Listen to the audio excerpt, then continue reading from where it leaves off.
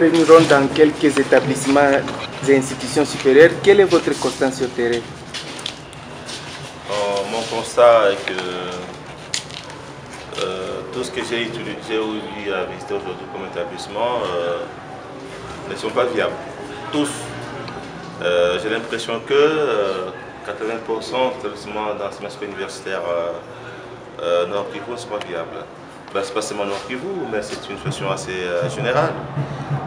Moi, je suis nommé par le chef de l'État dans ces ministères pour y mettre de l'ordre. Vous savez que le chef de l'État prône l'émergence de notre pays à l'horizon 2030. Mais on ne peut pas se développer avec ce type d'enseignement qui défend plus que ça ne forme les étudiants. Et puis les implications politiques dans cette matière, je vais sûrement faire rapport au gouvernement afin d'obtenir des quitus pour les fermer tous et laisser ceux qui sont viables. Et ça m'étonne aussi de voir dans quelles conditions certains étudiants étudient, ce qui veut dire qu'ils ne sont pas sûrs d'eux. Évidemment, j'ai été aujourd'hui à l'université protestante qui est très bonne et qui est viable. Mais à part celle-là, et puis l'université catholique, mais à part ces deux-là, tout ce que j'ai eu à visiter mérite une fermeture. Et sans ambiguïté, Excellence, comment vous expliquez clairement cette situation de non-viabilité des établissements supérieurs, universitaires? Donc c'est un peu un désordre généralisé. Généralement, on envoie des missions sur le terrain pour nous faire le rapport de viabilité. Je me rends compte que généralement, les rapports qui sont faits sont faux. C'est comme ça que j'ai décidé moi-même de pouvoir faire le contrôle de viabilité dans toute la République. J'aurai à sillonner toutes les provinces et partout.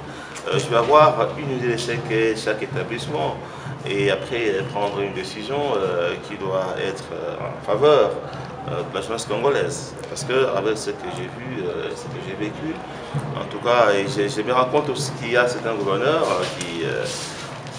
qui donnent de lettres à certains établissements, qui font transposer ça, ce qui est illégal. Donc chaque établissement avant de fonctionner doit avoir un arrêté du ministère d'étudiants. Or certains que j'ai visités n'ont pas cet arrêté et fonctionnent dans la plus grande illégalité. Excellence, la décision de fermer certaines institutions non viables semble être contestée par les gouverneurs de la province du Nord Kivu. Quelle analyse faire par rapport à ces propos qu'il a tenus? Nous sommes en démocratie. En fait, le gouverneur n'est pas tenu toujours de s'aligner sur ce que dit le ministre. Il a dans son point de vue que je respecte. La prérogative de pouvoir autoriser ou bien fermer revient au ministre des tutelles, le ministre qui a l'issue en charge. Moi je crois que pour le bonheur de notre pays, on ferait mieux. Sinon notre diplôme, les diplômes congolais, c'est plus reconnu à l'étranger.